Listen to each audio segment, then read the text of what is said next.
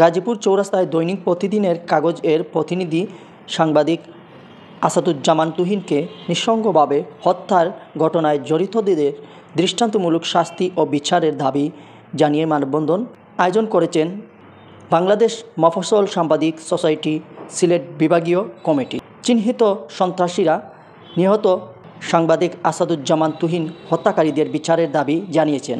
নিজস্ব প্রতিনিধির পাঠানো ভিডিও চিত্র নিয়ে ডেস্ক রিপোর্ট। কিন্তু তার যে ফ্যামিলিটা রয়েছে সে বাচ্চাদের নিরাপত্তা আপনারা নিশ্চিত করুন এবং তার সুষ্ঠু লেখাপড়া এবং স্বাস্থ্য ব্যবস্থার সুষ্ঠু ব্যবস্থা করার জন্য বর্তমান সরকারের কাছে জোর দাবি জানিয়ে আমি আমার সংক্ষিপ্ত বক্তব্য এখানে শেষ করলাম। আল্লাহ হাফেজ। আসসালামু আলাইকুম।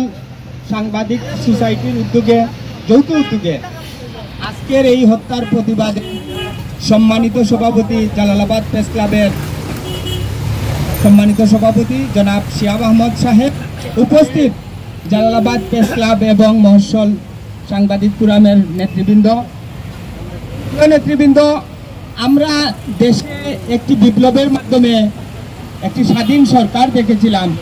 আশা জেগেছিল যে এখানে সর্বশ্রেণীর মানুষের নিরাপত্তা, খাদ্য নিরাপত্তা, স্বাস্থ্য নিরাপত্তা সহ সব ধরনের নিরাপত্তা নিশ্চিত হবে।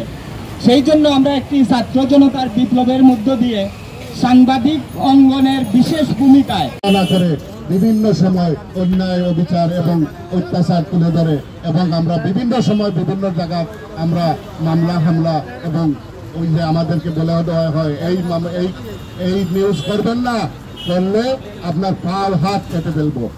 আমরা ভাই প্রয়োজনের পাও হাত কাটবেন। সারা বাংলাদেশে এই সিলেটে আমরা 4 থেকে 5,000 সাংবাদিক আছে, ছোট বড় থেকে লেগা।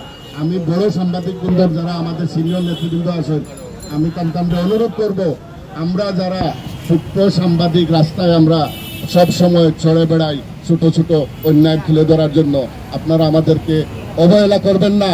কারণ আমরা যদি সারা বাংলাদেশে একদিন কর্মবিরতি পালন করি তাইলে আমাদের যে কোনো প্রতিবাদ, যে কোনো আইন আমরা করতে সরকার বাধ্য হবে।